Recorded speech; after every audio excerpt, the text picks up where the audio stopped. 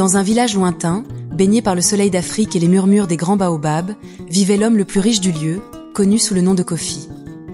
Son palais, orné de sculptures et de tissus chatoyants, se dressait majestueusement au cœur du village, témoignant de sa prospérité. Kofi partageait cette demeure opulente avec sa femme, Ama, une femme de caractère, connue pour sa rigueur et son autorité. Un jour, comme tant d'autres, Kofi se promenait dans les longs couloirs de son palais, quand il croisa Makena, une de ses servantes. Makena, d'une beauté saisissante, captura l'attention de Kofi, non seulement par son élégance, mais aussi par sa grâce naturelle. Malgré la position élevée et le respect que Kofi avait toujours maintenu envers son personnel, il se trouva irrésistiblement attiré par la jeune femme. Les jours suivants, une tension palpable s'installa dans l'air, Kofi cherchant de plus en plus souvent la compagnie de Makena, sous divers prétextes. Finalement, un soir, la situation dégénéra. Kofi, emporté par ses émotions, impliqua Makena dans un acte qui allait contre sa volonté. Profondément troublée, Makena se confia à sa collègue et amie, Hadiza. Elle lui raconta tout, exprimant sa détresse et son malaise face à ce qui s'était passé. Hadiza, qui avait longtemps nourri des sentiments non partagés pour Kofi, ressentit une pointe de jalousie et de trahison. Bouleversée et motivée par un désir de vengeance autant que par la déception, elle décida de révéler le secret à Ama. Une après-midi, alors que le soleil déclinait et que les ombres s'allongeaient sur les murs du palais, Hadiza trouva Ama dans son jardin privé et lui dévoila toute l'affaire. Ama, furieuse et blessée, ne prit pas le temps de vérifier l'histoire. Sa colère se transforma rapidement en action. Elle confronta Makena, qui, submergée par la honte et la peur, ne put que bégayer quelques mots. Sans plus de cérémonie, Ama la chassa du palais. Puis, ses soupçons se tournant vers Hadiza, qu'elle surprit un jour à parler un peu trop amicalement avec Kofi, elle décida de se débarrasser de toutes ses servantes, croyant que leur présence corrompait l'harmonie de son foyer. Le palais, autrefois vibrant de la vie et des rires de nombreux serviteurs, devint un lieu bien plus silencieux et sombre. Kofi, réalisant l'ampleur de son erreur, se retrouva à contempler les conséquences de ses actions, tandis que Ama, bien que ayant fait régner l'ordre, se sentait plus isolée que jamais.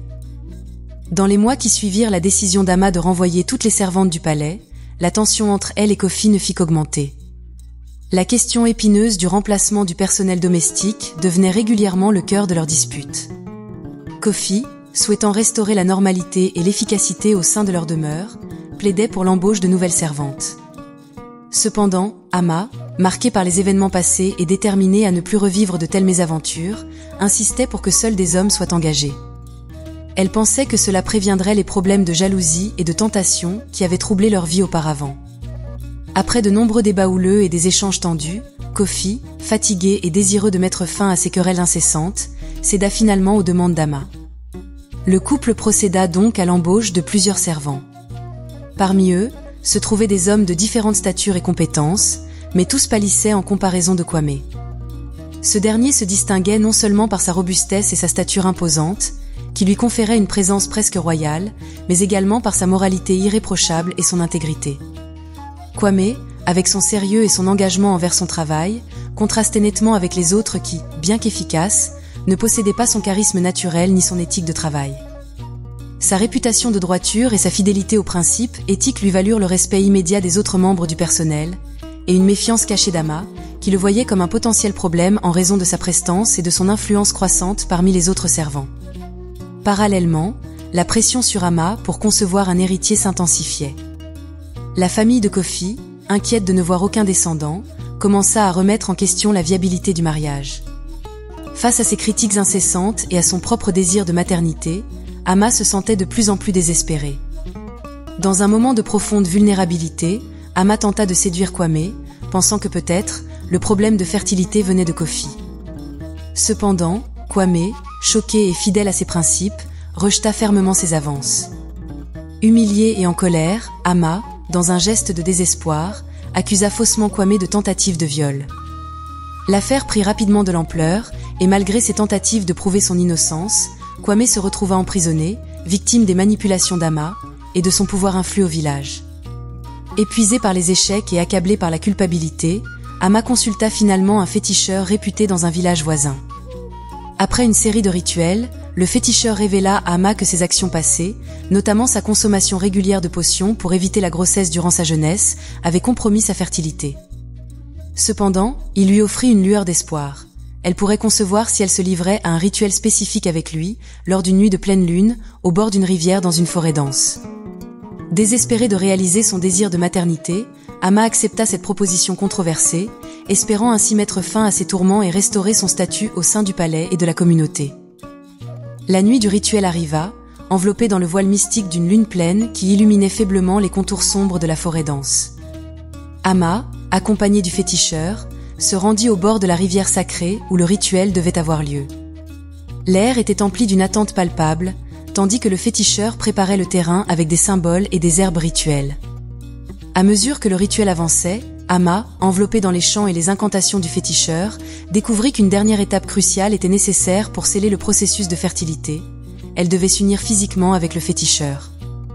Poussée par son désir profond de maternité et convaincue que c'était la seule voie vers la réalisation de son souhait, elle accepta sans hésiter. Un mois plus tard, les signes ne trompaient pas, Ama était enceinte. Lorsqu'elle partagea la nouvelle avec Kofi, celui-ci fut submergé par un bonheur sans précédent. Convaincu d'être enfin sur le point d'obtenir l'héritier tant espéré, il organisa une fête grandiose dont les préparatifs et les célébrations promettaient de marquer les esprits bien au-delà des frontières du village. La famille de Kofi, autrefois critique envers Ama, changea de ton et l'accueillit avec chaleur et joie, célébrant cette nouvelle qui semblait réparer bien des fractures. Cependant, le jour de la fête, alors que le village tout entier partageait la joie de la famille, une visiteuse inattendue fit irruption. Makena, la servante autrefois chassée du palais, apparut, visiblement enceinte à un stade avancé. Elle révéla alors qu'elle attendait un enfant de Kofi. Après avoir été renvoyée, Makena avait rejoint sa mère malade dans un village voisin, luttant pour survivre dans la précarité. Quelque temps après son départ, elle avait découvert sa grossesse. Face à l'adversité, elle et sa mère s'étaient serré les coudes pour gérer cette situation difficile. Mais suite au décès tragique de sa mère et à l'annonce des célébrations pour la grossesse d'Ama, Makena se sentit acculée et sans autres options que de revenir au palais pour exposer sa situation. La révélation de Makena plongea le village dans la stupeur. Ama, dévastée par cette nouvelle perturbation, entra dans une colère noire. La fête fut interrompue par des discussions houleuses et des confrontations émotionnelles.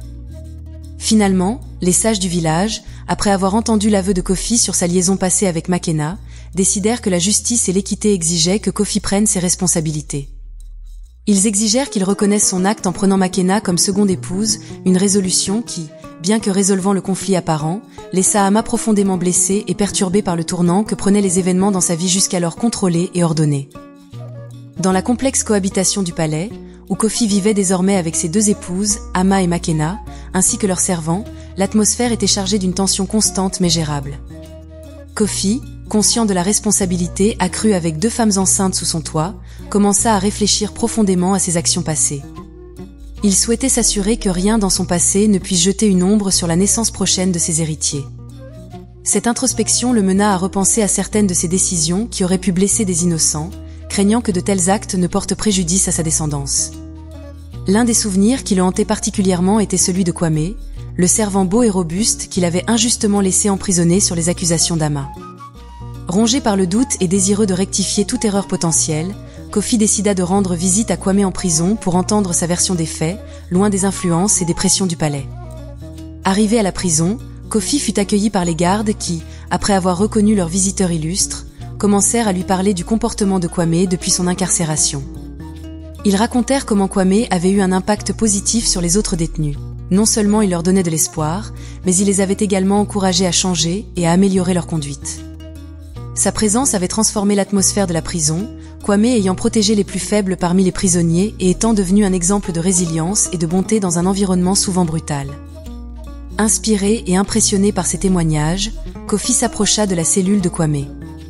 À travers les barreaux, il écouta attentivement Kwame qui partagea calmement sa version des événements qui l'avaient conduit derrière ses grilles. Préparé par les éloges des geôliers, Kofi fut touché par l'innocence et la dignité de Kwame, et il comprit enfin que cet homme avait été victime d'une grave injustice. Résolu à réparer cette erreur, Kofi agit rapidement et discrètement, sans en informer Ama. Après avoir obtenu la libération de Kwame, il lui offrit une somme d'argent conséquente, non seulement comme dédommagement pour les souffrances endurées, mais aussi comme un geste sincère d'excuse pour le tort causé par sa famille. Cette action, bien que secrète, marquait un pas important dans la quête de Kofi pour la rédemption personnelle et la protection de l'avenir de sa famille élargie. 2 mois après la libération de Kwame, Makena donna naissance à un garçon, comblant ainsi le désir le plus cher de Kofi, avoir un fils pour héritier. Cette naissance apporta une immense joie à Kofi, qui voyait enfin la continuité de sa lignée assurée. Cependant, l'atmosphère au palais restait complexe avec la présence de ses 2 épouses et leur dynamique souvent tendue. Quelques mois plus tard, la grossesse d'Ama devint visible à tous, ajoutant à l'ambiance de renouveau dans la famille élargie. Mais un comportement étrange de la part d'Ama commença à inquiéter Kofi. Elle évitait désormais que Kofi passe les nuits avec elle, prétextant diverses raisons de santé ou de confort. Troublé par ce changement, Kofi, un soir, insista pour rester auprès d'Ama, souhaitant renouer avec elle et soutenir sa grossesse. Ama finit par céder à la demande de Kofi, et il passa la nuit à ses côtés. Cependant, au milieu de la nuit, alors qu'Ama dormait profondément, Kofi, incapable de trouver le sommeil, fit une découverte choquante. En se tournant vers elle, il remarqua que son ventre était étonnamment plat, sans signe apparent de grossesse. Stupéfait, il resta figé, se demandant comment cela pouvait être possible.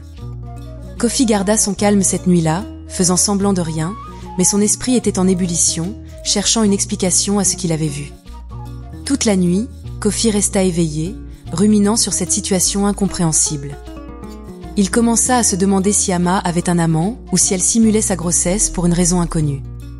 Profondément blessé par la possibilité d'une telle trahison, Kofi décida d'agir dès le matin. À l'aube, il convoqua tous les membres du palais pour une annonce importante. Devant tous, il déclara qu'il se séparait d'Ama, l'accusant d'avoir menti sur sa grossesse. La réaction fut unanime. Tous furent choqués et considérèrent l'attitude de Kofi comme déplacée et brutale. Ama, surprise et outrée par de telles accusations, demanda des explications. En réponse, Kofi révéla ce qu'il avait vu la nuit précédente, affirmant qu'Ama n'était pas enceinte. Face à ces accusations, Ama, indignée, souleva son boubou devant tout le monde pour prouver sa grossesse. À la vue de son ventre rondement enceinte, la confusion s'installa chez Kofi, qui ne comprenait pas comment il avait pu se tromper à ce point. La tension monta, et Ama, se sentant humiliée, joua sur l'émotion pour gagner la sympathie de tous, y compris celle de Makena. Kofi, bien qu'intérieurement convaincu de ce qu'il avait vu, commença à douter de sa propre perception. Afin de restaurer la paix et par crainte d'isoler davantage sa famille, il admit qu'il avait peut-être été victime d'hallucinations dues à un somnambulisme passager. Avec humilité, il s'excusa auprès d'Ama, tentant de regagner sa confiance et celle des autres, tout en luttant intérieurement avec les doutes qui continuaient de le hanter. Quelques jours après l'incident étrange durant lequel Kofi avait découvert le ventre étrangement plat d'Ama la nuit, celle-ci, consciente que le phénomène se reproduisait régulièrement, décida de rechercher des explications. Elle soupçonnait que ce comportement anormal de sa grossesse était lié aux pratiques mystiques entreprises avec le féticheur pour concevoir. Craignant que Kofi ne découvre de nouveau la vérité et ne la chasse, Ama prit la route vers le village voisin où résidait le féticheur, l'homme responsable de sa grossesse. Inconnu à Ama, Kwame, qui avait été injustement emprisonné à cause d'elle et qui ignorait qu'elle savait ou pas qu'il avait été libéré, résidait également dans ce village. Après avoir été libéré par Kofi, il avait choisi de se réfugier là, cherchant la tranquillité après les tumultes qu'il avait vécus. Par un hasard du destin, il aperçut Ama se dirigeant vers la maison du féticheur.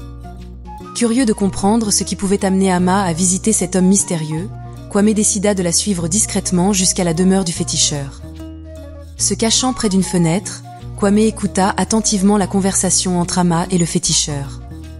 Lors de cette rencontre, le féticheur informa Ama qu'il n'y avait aucune solution à son problème. Sa grossesse continuerait à disparaître chaque nuit jusqu'à l'accouchement. Terrifié à l'idée que Kofi découvre un jour cette anomalie, Ama conspira avec le féticheur pour trouver un moyen de s'assurer que Kofi ne la quitterait jamais, même s'il apprenait la vérité. Le féticheur lui donna quelque chose à mélanger à la nourriture de Kofi, un sort destiné à le soumettre complètement à elle. Kwame, stupéfait par ce qu'il entendait, réalisa l'urgence de la situation. Il connaissait la bonté de Kofi, l'homme qui l'avait libéré, et se sentait obligé de le protéger. Après avoir quitté rapidement les lieux sans être repéré, Kwame se hâta de rejoindre le village voisin pour avertir Kofi des plans malveillants de sa femme. Le lendemain, à la surprise générale, Ama décida de cuisiner, malgré son état. Tandis que tout le monde, y compris un Kofi feignant l'ignorance, se réjouissait de ce geste, Kofi avait déjà été informé par Kwame. Lorsque tout le monde fut à table, Kofi, jouant encore la comédie, accusa directement Ama de tenter de l'empoisonner en cuisinant ce jour-là. Face à la défense jouée par Ama qui se posait en victime, Kofi lui demanda de manger dans l'assiette qu'elle avait préparée pour lui. Après un moment de tension où tout le monde commença à douter, Ama accepta finalement de manger de cette assiette, et rien ne se passa. Une fois de plus, Kofi semblait avoir tort. Il ne dit rien de plus et quitta le palais en secret pour aller voir Kwame. Kofi voulait vérifier si ce que Kwame avait dit était vrai. Kwame promit qu'il viendrait au palais le lendemain pour raconter à tout le monde ce qu'il avait vu et entendu. Comme ça, toute la situation serait éclaircie. Le lendemain matin, quelque chose d'inattendu et de grave est arrivé. Ama s'est rendu compte que son ventre était redevenu complètement plat, sa grossesse avait disparu. C'était probablement à cause du plat qu'elle avait préparé la veille pour Kofi, dans lequel elle avait mélangé les choses que le féticheur lui avait données pour ensorceler Kofi. Ama ne comprenait pas ce qui s'était passé exactement, mais elle était envahie par la honte et le désespoir. Elle est restée terrée sous ses draps, son ventre aplati caché à la vue de tous, enveloppée dans l'obscurité et le silence de sa chambre. Ses larmes trempaient les draps sous lesquels elle cherchait refuge. Inquiète de l'absence prolongée d'Ama, Makena pénétra doucement dans sa chambre. Là, elle découvrit Ama caché sous les draps, les yeux rougis et brillants de larmes. Makena, touchée par la détresse de celle qui est sa rivale, mais aussi compagne de palais, tenta de lui offrir du réconfort et de comprendre la source de son chagrin. Mais Ama, écrasée par son secret et la peur de l'avenir, ne trouva pas les mots pour répondre, ses larmes parlant pour elle. C'est dans cette atmosphère chargée d'émotions que Kwame fit son entrée triomphale au palais. Les retrouvailles furent joyeuses, ses anciens collègues le célébrant comme un héros revenu de loin. Kofi, en particulier, ressentait une profonde gratitude envers l'homme qui l'avait protégé contre les dangers d'une vérité manipulée. Alors que le palais résonnait des acclamations pour Kwame, Makena s'approcha discrètement de Kofi pour lui partager sa découverte alarmante. La grossesse d'Ama avait complètement disparu. Avant que Kwame n'ait l'occasion de révéler les machinations qu'il avait entendues, Ama émergea, les traits marqués par la résolution et le regret. Avec sa valise à la main, elle confessa devant tous les fautes qu'elle avait commises, depuis l'emprisonnement injuste de Kwame jusqu'aux manipulations obscures de sa mystérieuse grossesse. Elle implora Makena de prendre soin de Kofi et du palais, se déclarant indigne de leur compagnie. Kofi, bouleversé, tenta de la persuader de rester, arguant que chacun avait ses fautes et méritait une seconde chance. Mais Ama, la décision fermement ancrée dans son cœur meurtri, choisit de partir, disparaissant dans l'ombre des chemins et des rumeurs des villages voisins. Dans les jours qui suivirent, Makena s'affirma comme la seule compagne de Kofi, et Kwame, bien plus qu'un serviteur, devint un ami et un protecteur dévoué. La nouvelle de la mort tragique du féticheur sous un arbre du village voisin ajouta une note sombre à cette période de transition. Kofi, Makena et leur jeune fils Sankofa, dont le nom symbolise l'importance de se souvenir des leçons du passé pour construire l'avenir, trouvèrent une harmonie nouvelle. Cette histoire, tissée de trahison et de rédemption, nous rappelle que la vérité et la sincérité sont les fondements d'une communauté forte et unie. Elle nous enseigne également que même dans les profondeurs du désespoir, l'espoir et le changement sont possibles, permettant ainsi de guérir les blessures du passé et de marcher ensemble vers un avenir meilleur.